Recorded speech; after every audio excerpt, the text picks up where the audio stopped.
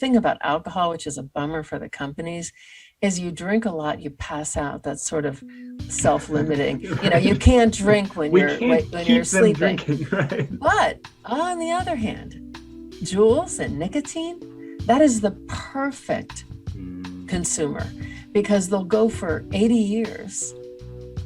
They can't, it's very quick to get addicted.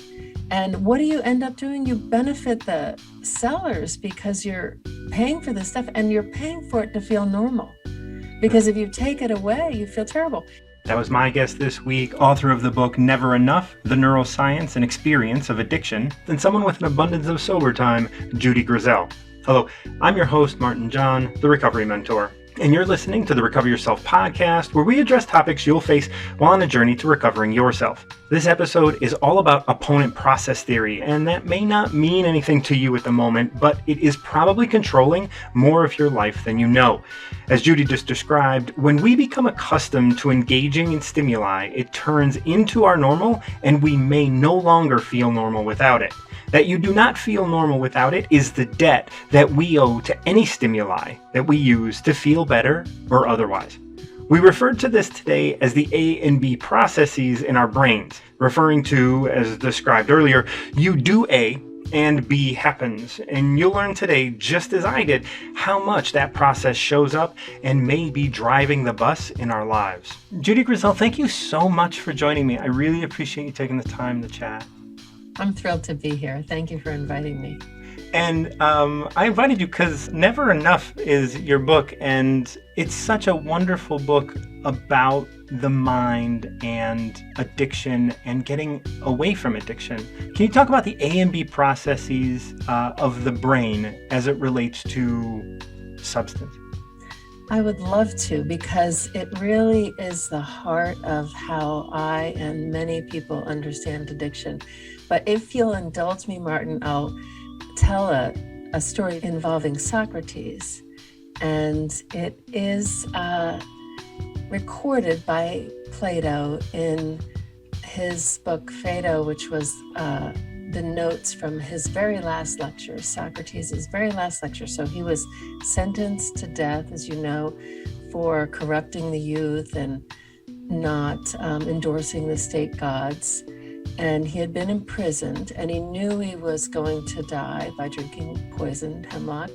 And they brought him up for his very last lesson for his students, and all the students were there, and Plato was recording. And he had shackles on when he came up. And as he was getting ready to talk, the guards took his shackles off. And he said, "How very curious this is, how related are pain and pleasure. If you have one, you're compelled to take the other." And what he experienced, even though he knew he was going to die, was that because the shackles came off, he was ecstatic and wildly happy, way beyond his circumstances. But it was the presence of the shackles that led to his pleasure. So he made this comment, and it's sort of a theme about wholeness, really, and pain and pleasure, and feeling good and feeling bad, sort of being of a piece. And so, and we also, if I might stop along the way, I teach at a liberal arts college, so I can't kind of help myself sometimes. But so you teach very liberally. I teach very liberally, yeah, and I think liberally. I think, if everything is connected, then everything is connected. So you can sort of pick a string up at any point and find where you're trying to go. Yeah. But there were a couple of physiologists who were studying homeostasis. And they were looking, at physiology. So they were looking at things like body temperature and glucose levels and sleep drives. And what they noticed is that there was kind of a very careful balance maintained by the nervous system to keep things at a stable internal state. And what Solomon and Corbett did in the 70s was they took these notions and applied them to feeling states. So they say whenever you have an extreme feeling, either positive or negative, doesn't matter. It could be elation, it could be despair. You don't go from that state back to sort of neutral. You always go like a seesaw from euphoria to dysphoria, or dysphoria to euphoria, if you were like Socrates. And so they elaborate on this theory, which is really, I think, as I said, the core tenet of how we understand addiction. So much of the withdrawal process, or the process of, being sober, is, for me at least, this idea of trying to be comfortable within the uncomfortable, like, right? Trying to be in a space where it's just like, hey, this is uncomfortable, but that's okay, right? It's okay that we're uncomfortable. And one of the things that, we're surrounded by are answers of how to alleviate discomfort. I mean, it reminds me of this saying, this too shall pass, which is exactly what Solomon and Corbett and Socrates, whatever it is you're experiencing, it's not going to stay long. Right. And it's in fact due to the very strong drive, maybe one of the strongest drives of the nervous system to maintain this inner balance. So if you're feeling something powerful, that is going to be temporary. Okay, like this, that's beauty. Like there is this beauty in this space of I don't even want to call it correction, like you overcorrect, and it's like we live as a pendulum swinging back and forth from one space to another.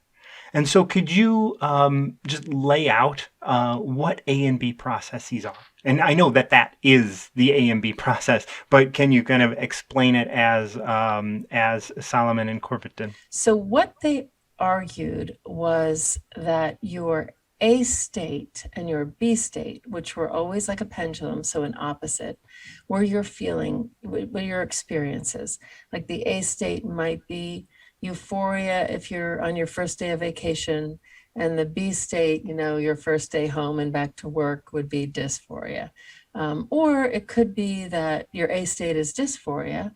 You think you might have an illness, and then you find out you're okay, so then you feel relaxed and calm. So there, whatever A is, B is the opposite.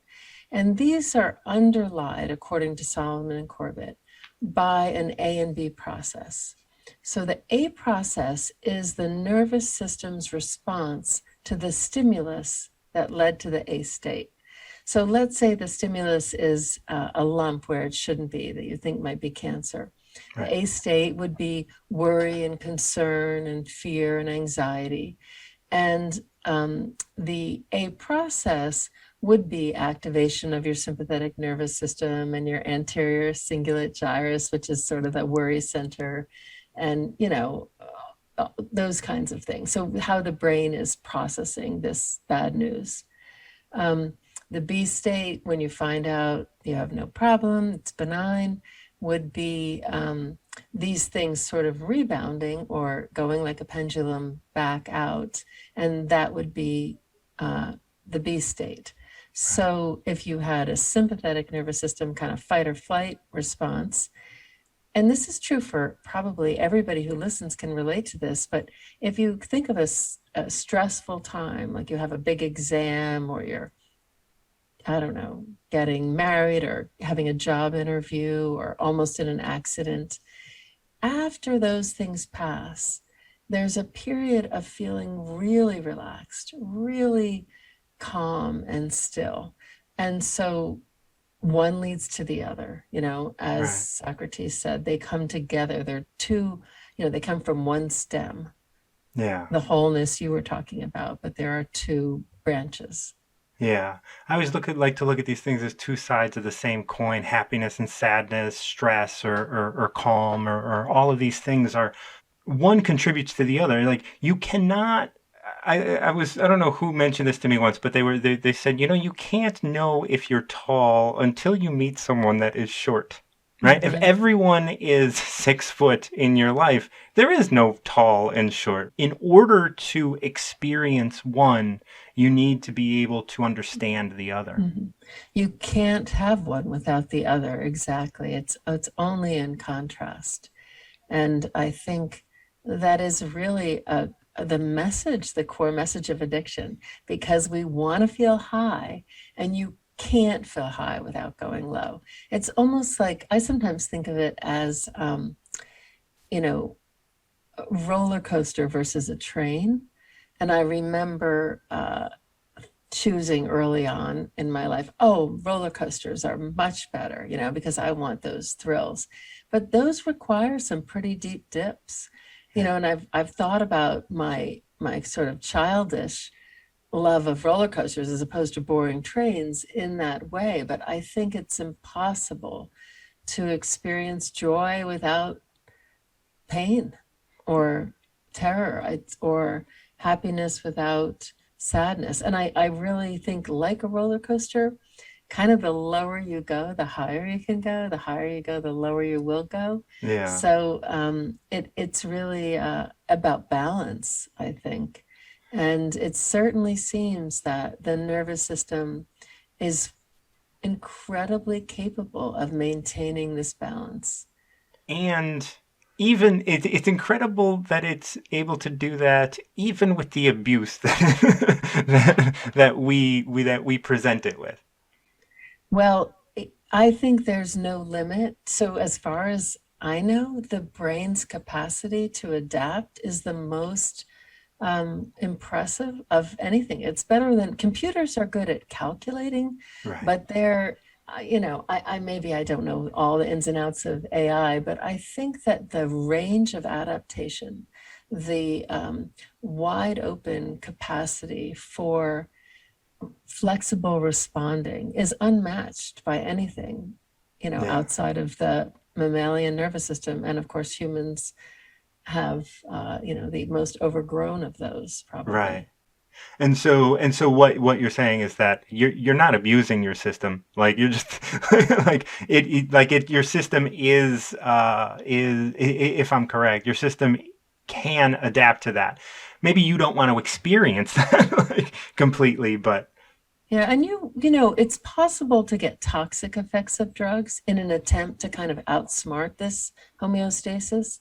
So people, as a result of the brain adapting by bringing you back in the opposite direction, pulling the pendulum the other way, you get tolerant to drugs, and you get dependent on them, which means that now when they're not around, your nervous system is sort of pulled in the other direction. So if you take drugs to relax and, enjoy dancing or something, you become more, or sleep better, you become anxious and insomniac. Right. So those things are inevitable consequences. So what people do then is they raise the dose and raise the dose. And some drugs, not all drugs, but some of them are actually toxic substances. And so if you're raising the dose of toxic substances, you're getting more and more toxicity. And so you can damage the brain. But I think your original point, that addiction is a sign of a healthy brain adapting to regular drug use. It's inevitable. The only way to stop it, I think, would be to block your capacity to learn and change, which of course blocks our memories, blocks our, who we are. Yeah. So we wouldn't. And there are drugs to do that, I believe. And unfortunately, those are ethically questionable. I mean, fortunately, those are ethically questionable, as they should be, I think. I think that our freedom to be addicts, I think, is still something that we want. I mean, you have long-term recovery in your side of the court, as do I. I want to congratulate you on that. One of the things, thank you. One of the things that is interesting about this is is when we do make the decision to get away from our addiction or start to recover from, our minds can really make us believe that there is no other way, there's no way to be happy, right? This question of like, oh, sobriety is boring, sobriety is this, sobriety is that. It takes a long time for our brains to kind of get back to a real sense of normalcy. And I've noticed, because like you have more time than I do, but I have 20 years, and I know that the first 7 were crazy. Like and can you talk a little bit about this A and B process, especially as it relates to people who have taken drugs for a long time, and how that continues to show up in their lives, maybe even a decade after they've stopped using? Sure. I could give lots of examples, but I'll give one from my own life. I loved marijuana. I smoked weed as much as I could throughout my teens. And what I loved about it from the beginning was how interesting and rich everything seemed when I was stoned. So at first it was, mind blowing that, just the tile pattern on the floor was so cool, or the taste of rice-a-roni or something, was so fantastic.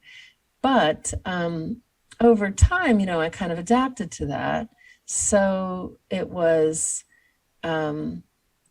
sometimes there was funny things, but nothing like the hilarity of early using. But I got to the point where if I imagined a day without smoking weed, it seemed absolutely colorless, Yeah. just bleak, just empty. And of course, the solution is smoke more.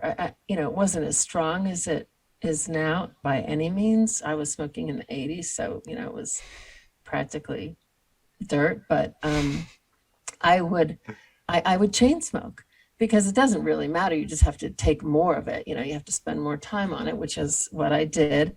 And so I did that because that was what made my job or driving down the road or, talking to my boyfriend or something bearable, because otherwise, please get me out of here. Yeah. And then when I quit, I gotta say, it was like stepping onto the moon. And when it was almost like there was nothing was interesting, nothing was worthwhile, nothing was rewarding. It was all just tedium, like, extreme tedium. And I, of course, really craved it because I knew the solution. And I was probably clean about 4 months when I was walking down the street in Minneapolis. It was fall, it was October, I think, and the leaves were crazy. They were fluorescent, green, pink, orange, black, yellow. I mean, it was out of control. And it's as if I had never seen leaves before. I was living in South Florida, so maybe I hadn't so much, but I hadn't seen them the day before. And suddenly I was struck, and I couldn't believe people were just walking by. Yeah. So it came back. But I'll say this, I have a really low tolerance for boredom, and I craved marijuana daily for many years, about 14 years. I was counting. I loved that drug. Nothing else was that hard to give up. Although I could rank order what was hard and what wasn't hard. Yeah. But I think for me, having an interesting experience was so key that I knew there was a shortcut. And I just, the days where I would be sad or be bored or be disappointed were days where, and almost you have those feelings a little bit every day. So I could only think, it would be so much better if I were wasted. But I went 14 years and, I had some time without the craving. And what happens then, I'll say this just to close it out, but I have not been bored in many, many years. I think in decades. I don't even remember what boredom is. And marijuana, so regular smoking of marijuana makes people bored and boring, because THC makes things rich and interesting.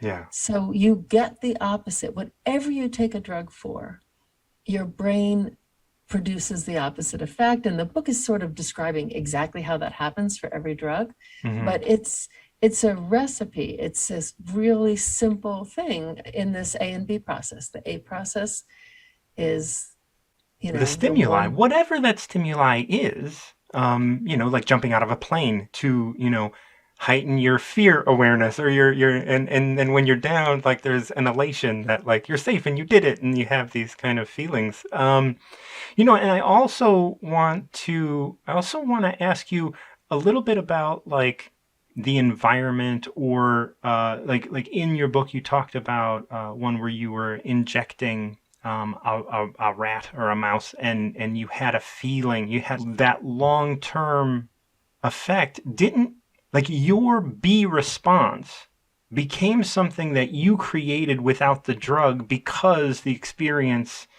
existed. Now we do that. We have that, and our bodies store that information. Can you talk a little bit more about that, like that part of it? Sure. Well, probably I could begin with Pavlov's dog, which everybody's heard of. And, this is a dog that Even Pavlov in Russia experimented with. And he would, every time he gave the dog dinner, he would ring a bell. And what he noticed was that you could ring the bell and the dog would salivate.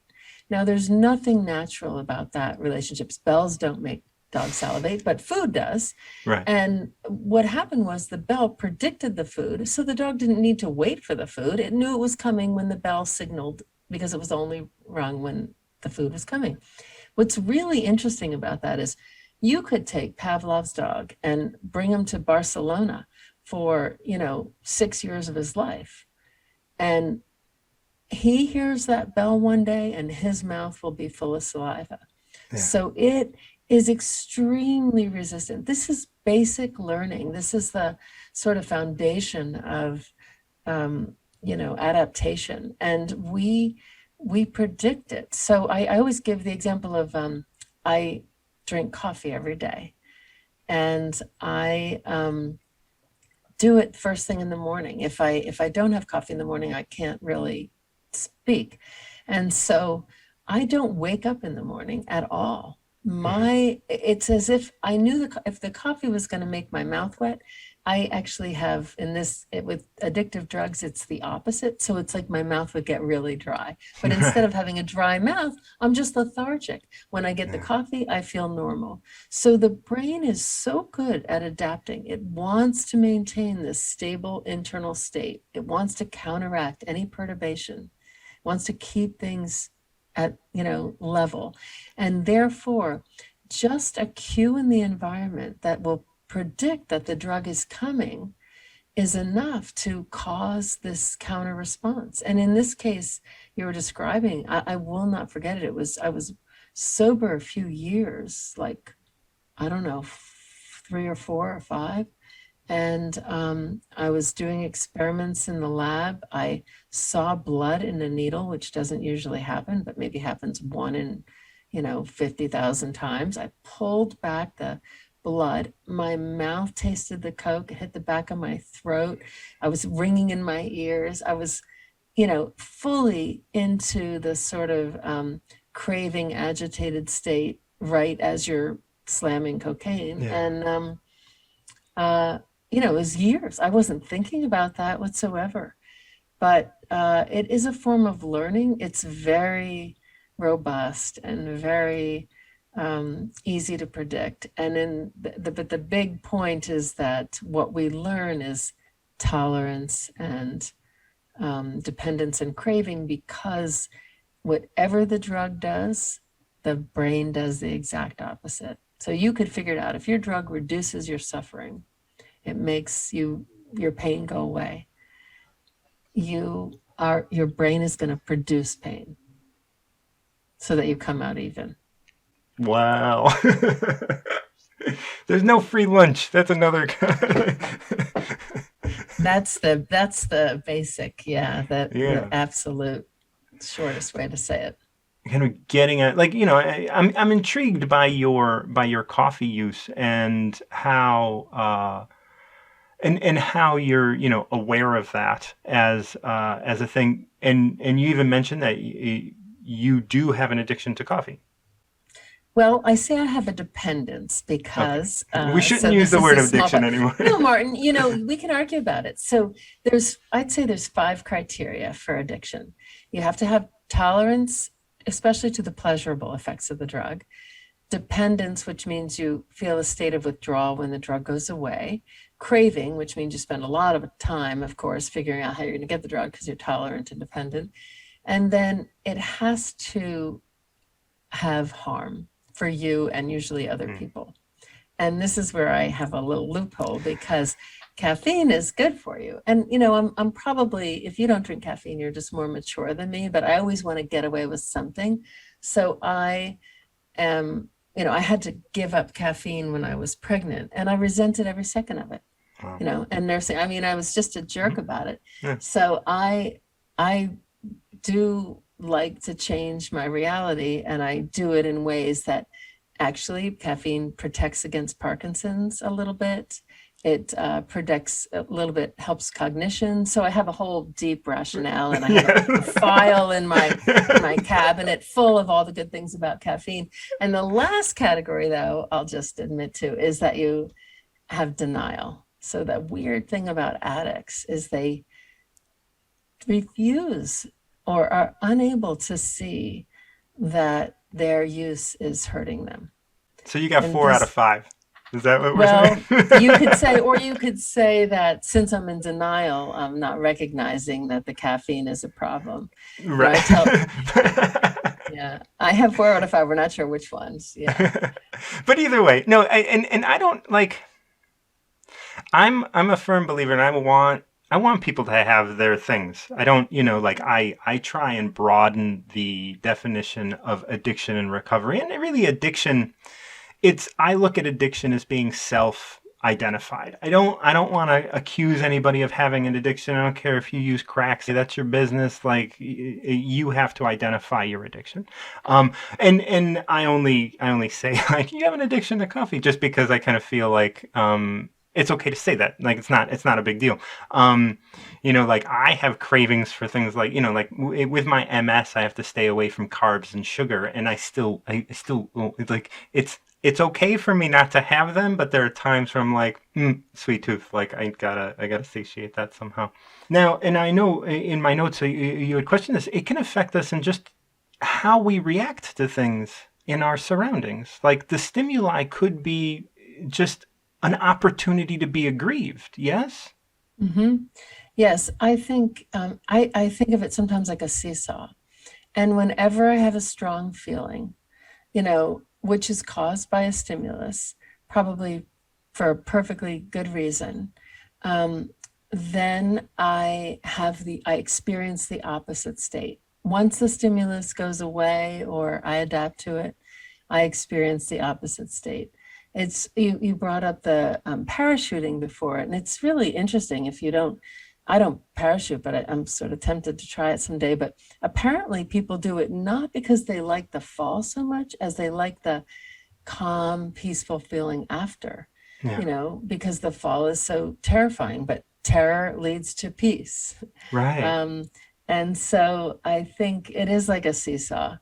And I guess that, we, in a way, our whole lives are made up of sort of this balancing act with it, like a, kind of back and forth. And we come to the center in order that we can tell if something's happening. Because if we were always off balance, let's say we're smoking crack, 7 times a day or 70 times a day, more likely, then what happens is we're trying to keep the seesaw up in the air. And Right. all that does is cause the brain to recruit more and more resources to counteract that, to bring it back down. And so people feel okay when they're on coke, maybe, but then as soon as it's gone, they feel destitute. So this drives compulsive use. and all kinds of other misery, because we're trying to keep the one arm up, and the brain is not going to be swayed like that. And it's important, I think, too, to say that we evolved this system for physiological stimuli, like falling in love, or getting an award, or losing your spouse, or sort of normal up and down kind of things. Yeah. But the drugs are extremely high potency, and they're available sort of based on how much money you have, as much as you want. So you can deliver it, in a very titrated, exact way. So we think we can get it. One drink used to do it to help me sleep, but now I need 2, but now I need 3. What the heck? I can buy a 12-pack. It's no problem for a lot of people, but that just leads to a bigger B process, a bigger counteracting response. Yeah. It's interesting because we live in such we're both in the United States, so we live in this space of really, we're constantly being presented with solutions to feeling uncomfortable. In everything. Like, Amazon can get you a product in 3 hours. I don't know, but that is pretty strong. That's a pretty strong reaction that you can have to that.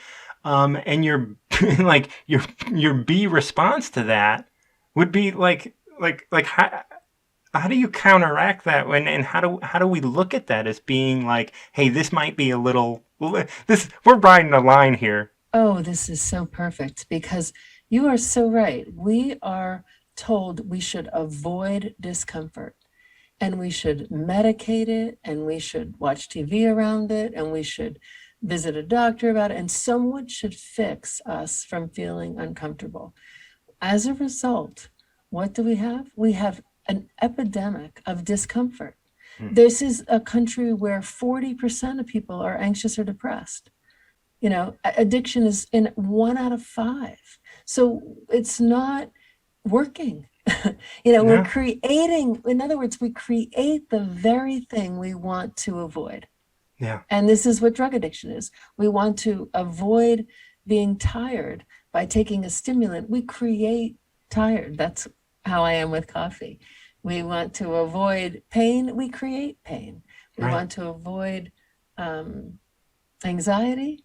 People who take anxiety medicine, benzos, I'm not talking about SSRIs, but benzodiazepines, which is a lot of people. Those people those drugs create anxiety. So now you can't possibly get on without them. You won't sleep, you won't be able to relax. So whatever we try to avoid gets bigger. Absolutely.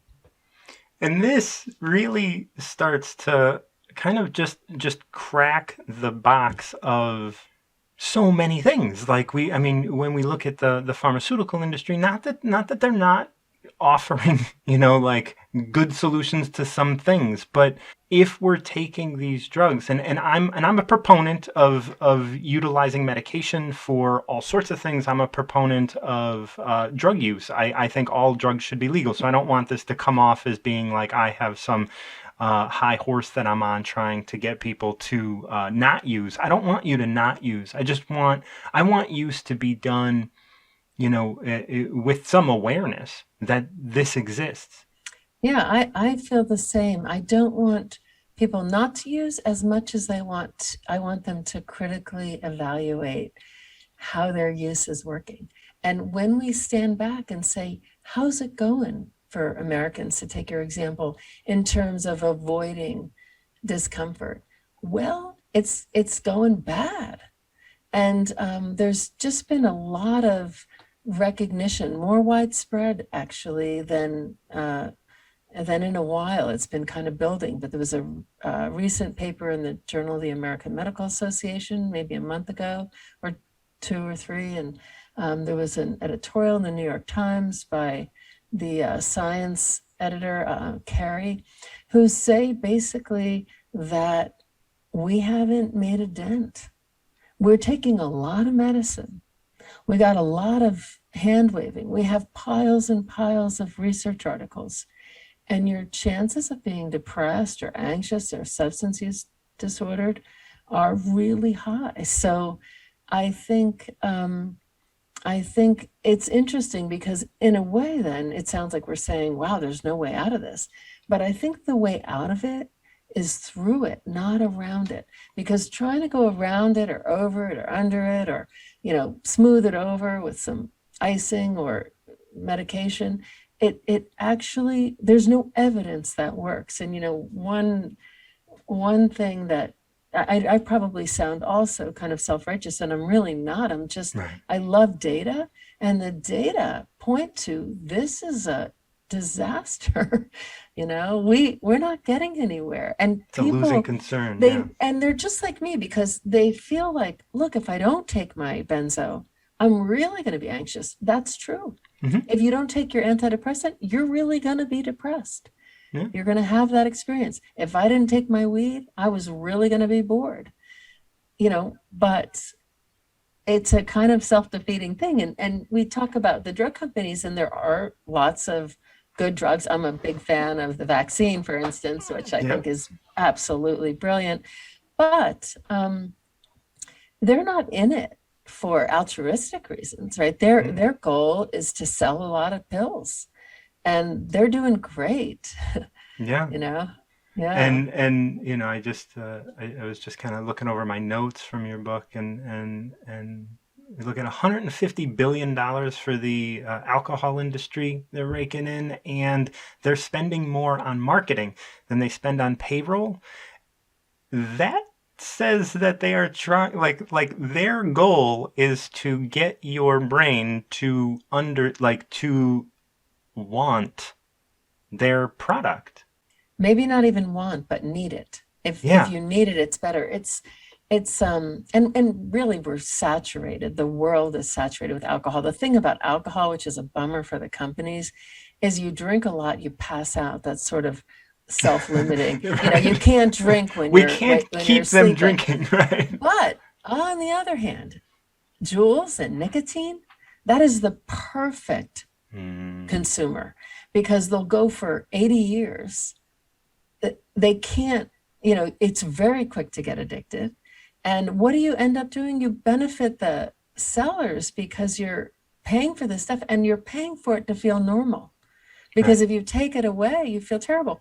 And, I have to say with THC too, all this talk about medical marijuana, there's no proven medical benefit to THC.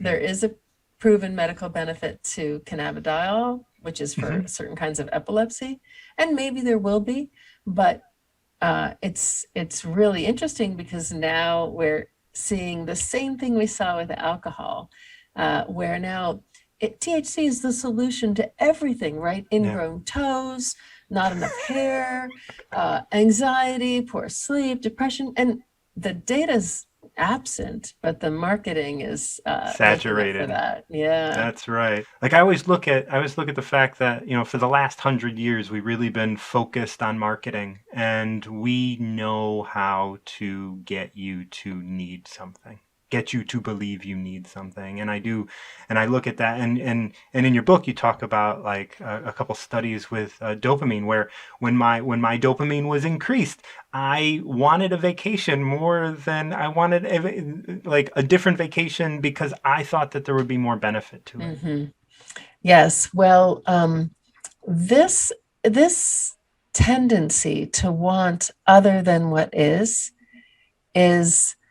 both a blessing and a curse, because it is the source of so much of our innovation and understanding and exploration and great poetry and opera and discovering the depths of the ocean. This, whatever it is that I have right now, I want to reach just a bit further. That I think is beautiful. On the other hand, drugs are a way to feel like you're reaching farther. They really are. They do make you have a sense that you're at the edge of your own self in a way that's pretty darn compelling. So I think, they evolved for good reasons to promote both as individuals, our own, if you didn't have this tendency, you probably would have never left home. Right. You'd be living with your parents and their parents, and we'd all be nice and content. So being discontent is good. But being discontent and having, on every street corner, several pharmacological tools for getting rid of that is a recipe for addiction. Yeah. Judy, thank you so much. What a great, this was really beautiful. I don't know where to go from here, so I'm feeling like wrapping up. Is there anything that you think we didn't talk about that we can? Well, I guess one of the messages that I like to ask, and it's something that you brought up earlier in a way about addiction, is that you can't go to the doctor and get diagnosed. You can't be diagnosed by any guru. There are none. We don't even we're just beginning to understand it. Right. So you're kind of, if you're somebody wondering about how it's going, and I hope everybody wonders, it's good to stand back, like you say, and just think about it from a different perspective. It's a good question to ask is, are the benefits from your using whatever it is, TV shows or jewels or THC or shopping, are the Coffee. benefits Coffee, maybe. There you go. Oh, I didn't want to bring that one up, but are the benefits outweighing the costs? And I think that the core problem is that increasingly, the more regularly you use those, the less well they work. Right. So the message I would give, and I think we're good examples of this, is that even though it's really hard to climb out of that hole in the beginning, once you're out of it, then, it's funny. I think I have a much more interesting life than I had when I smoked all that weed, and more interesting than most of my friends who smoke. Right. I think like you said, you sleep well, I sleep well. We don't take things for that. So some of us take things to wake up. The brain, oh my gosh. It just keeps coming. I don't know. You're probably right. Someday, maybe. No, I want you to continue drinking coffee. That's not what I'm trying. Yeah, no, it's good because I just think I have a delivery of a 5-pound bag of Ethiopian beans that I really love.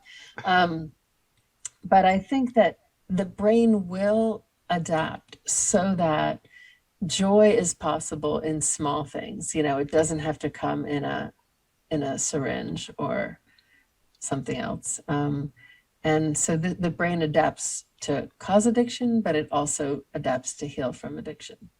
And it's interesting when you say, do the benefits outweigh the drawbacks? Because we're talking about the A and B process. So eventually that threshold will be crossed. Yeah, so there's a lot of factors that will determine, and maybe not for everybody. So if, I have a friend who drinks a glass of wine once or twice a week, and she's in her 70s. Yeah. So for her, probably not. Right. I mean, definitely when, I'm only mentioning as a use disorder, sort of increased use over time, where it's like, if you have 2 glasses of wine a week, who cares? The benefits are good for that, right? My husband is this way. So I'd say, it's funny because I think, well, my immediate thought is, well, could you drink a little more and, still get the benefits? But that's not of interest to those people. Right. So I think maybe not everybody, but certainly there is the marketing pressuring us to use more. There is the brain changing, which makes us tend toward higher and higher levels of exposure and therefore more adaptation. And then there's stress, which we were talking about, which is a factor in wanting to escape. So I do think that, there's quite a lot of forces to resist. Absolutely. But this is just an easy way to you could even put it on paper. What are all the things you get out of it? You like the taste, you like this, but do you sleep better? Is your health improved? Are your relationships better? is your whatever it is. I think just look at it. And at some point for many people, there's a tipping. And in that case, I just guess I would love to say that there's hope because there is life beyond that state. And it's your life, right? Like I always like to look at it as like living under the influence. Are you living under the influence of your partner? Are you living under the influence of like the rules that your parents laid down? Are you living under the influence of your job or your community or a drug or alcohol or anything? Because if you're living under the influence of these things, then you don't know what it's like to be you quite yet. And when you step away, and for some things we need to step away, we need some distance from it. But our identity as being a person who is living under the influence of that is often pretty strong and has a beat process of its own. Mm-hmm. Mm-hmm. That was fun. I agree. Judy, Thank you so much. Thank you, Martin. It's been a pleasure talking with you. Yeah, I'm glad another person in the world appreciates this A and B process and Solomon and Corbett's paper. I really love that I get the opportunity to speak with neurospecialized doctors. The brain is such a fragile and important part of our lives. We can so readily trust our brains without question. Unfortunately, if our brain isn't working properly, we can, and we do this all too often, especially in the United States, spend our lives searching for solutions, and many of those will ignite the A and B process, further exacerbating the problems that we're trying to solve. Discomfort is something we can overcome. This is not to say that extreme discomfort shouldn't be avoided, but can you withstand your current discomfort for another minute before reaching for your phone? If you want to read Solomon and Corbett's paper, please check the links in the description. It might be helpful in filling in some of the areas that we didn't talk about. I want you to explore your vices and actions. Do you have an active relationship to a specific A and B process? I know I have more than one, and I explore those regularly, and some fall away, and some don't. That's just how it is at the moment. Will I ever be perfect, you ask? Well, I already am, and I encourage you not to let your definition of perfection interfere with yours. But you do continue moving forward from wherever you are. Perfection doesn't mean you stop growing. I'm excited to announce that I will be spending the next few weeks developing courses for you to take all about recovering yourself and how you can start that process right away wherever you are on that journey. That means for the next 8 weeks or so, I am putting a hold on releasing new podcast episodes.